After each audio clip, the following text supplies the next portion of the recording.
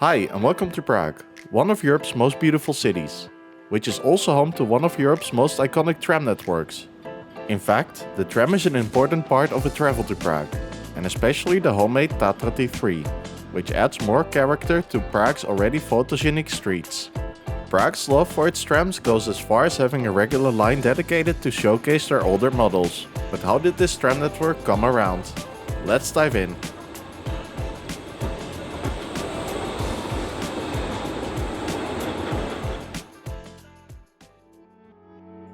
Just like most tram networks in Europe, Prague's tram network started off as a horse-drawn tram network.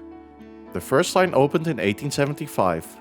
The network expanded pretty quickly, and in 1883 the network already had 19.5 kilometers of track.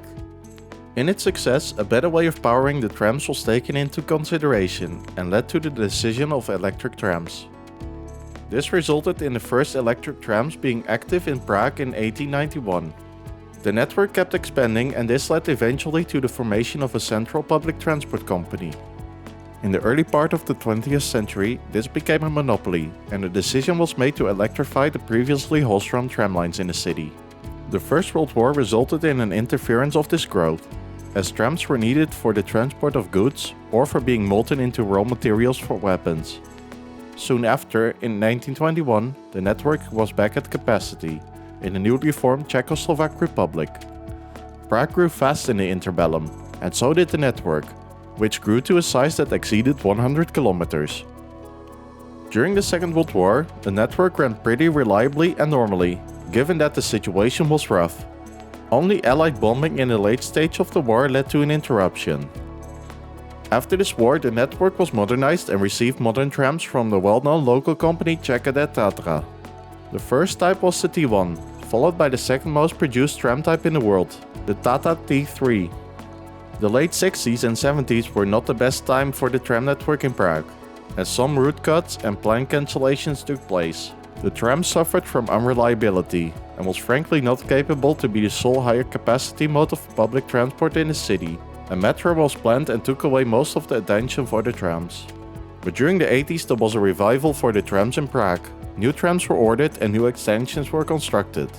This momentum of growth and modernization of the tram network even goes on to the present day, wherein the tram network still gradually extends and modernizes. Which brings us to the network of today. The current tram network is very extensive and reaches nearly every corner of the city with multiple lines. As you might have expected, we started with line 1, Sídliště Pečiny towards Sídliště Dablice.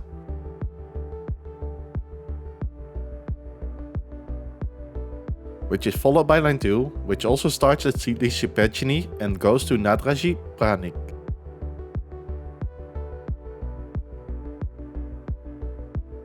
Line 2 is mostly operated by a single Tatra T3, which makes for a beautiful picture at Manisův Most. Line 3 starts in the north of the city at Kobylisy and goes to the south of the city at nádraží Prague.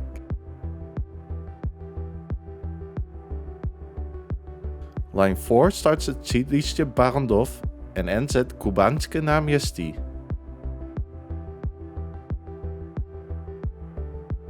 Line 5 starts at the new section at Holyně and ends up at Vozovna Žižkov. Line 6 starts at Vysočanská and ends at Kubanské náměstí.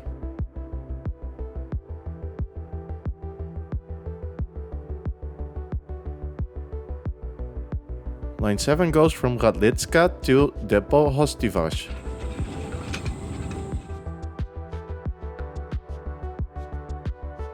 Line 8 goes from nádraží Podbaba to Starý Ľubiatín.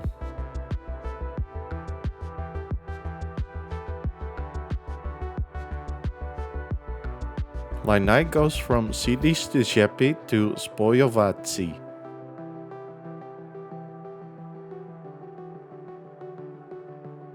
And line 10 as well, but through a slightly different route.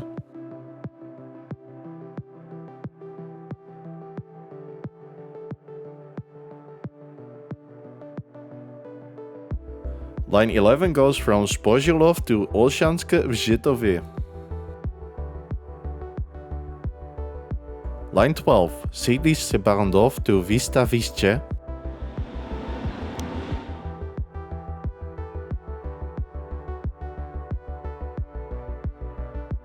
Line 13, Čechovo náměstí to Vozov na Žižkov.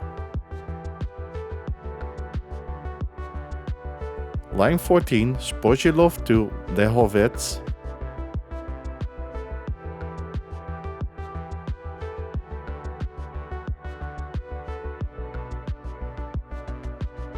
Line 15, Kolářka to Olšanské Břitově.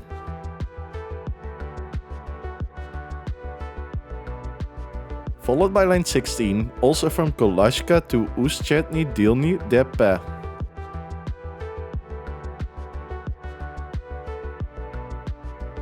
Line 17 starts at Vozov na Kobylisy and ends at Sídliště Modřany.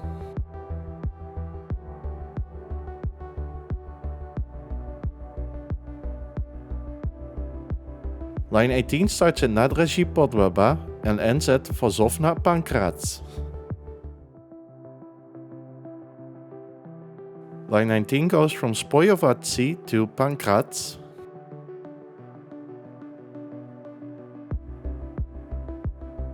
Line 20, Divoká Šárka to Sídliště Barrandov.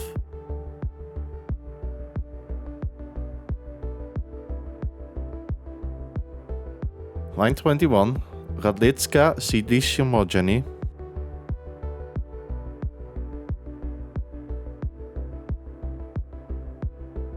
And so we arrive at line 22, from Bílá Hora to Nádraží Hostivař.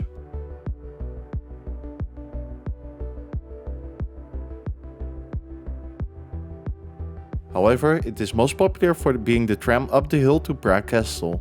You can also find this very photogenic spot up there. And since we are talking about tourist-related trams, we also have line 23, from Královka to Zvonáška, which is a line with only historic trams, mostly a solo Tatra T3, but also sometimes some other types. Moving on, we have line 24, from Vozov na Kobylisy to Náměstí Bratříčinku. Line 25, Bílá Hora to Lehovec.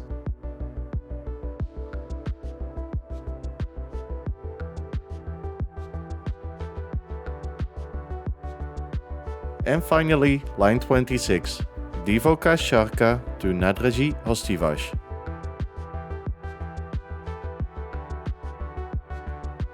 There are also 10 night tram lines, which all meet at Lazarska, where connections could be made. This huge network has 1435mm standard gauge and is powered by 600 volts DC overhead wires. The total track length is 143 kilometers. As the network is pretty interlined, the network length is 563.9 kilometers. This is the sum of all the lengths of the lines, and the network has 7 depots. The current fleet of trams consists of 4 main types, all of which are coming from the local companies Czech Tatra and Skoda. The total fleet consists of 770 trams, of which 2 are historical trams. However, the main types are the Tatra T3, the Tatra KT8 and 2, the 14T of Skoda and the 15T of Skoda. The famous T3 is the most common type in its home city and serves the city for well over 60 years now. The tram is simply a part of the experience of Prague. Some T3s have been modernized and adapted for accessibility with a low floor. There are over 400 T3s in Prague. The KT8 and 2 is the only bidirectional type of this fleet, also produced by Czech Tatra. There are 53 KT8 and 2s on the network in Prague. At some lines they are really needed because there is no turning loop. The 14T is designed by Porsche and made by Skoda. Currently there are 55 14Ts active on the network. And then there's the 15T, also known as the 4-City Alpha. This tram is also made by Skoda, but this type is vastly more successful than its predecessor, with 250 deliveries. And now let's see how many people they are carrying around. As one of the largest tram networks in Europe, in one of its most popular cities, the tram is very important for Prague's public transport. It carries generally about 30% of all passengers of public transport in Prague. In 2021, this was about 225.6 million passengers per year, which is on average around 618,000 passengers per day. However, 2021 was a year wherein ridership was affected by the pandemic, especially in the first part of the year. To put this in perspective, when restrictions were slowly lifted later on in 2021, daily ridership reached 944,000 again. In 2019, Prague's trams carried nearly 369 million passengers, which is over a million passengers a day. So what is up with the future of the tram network in Prague? The network keeps expanding gradually, with 5 extensions planned. One of them is a historic section that will be restored.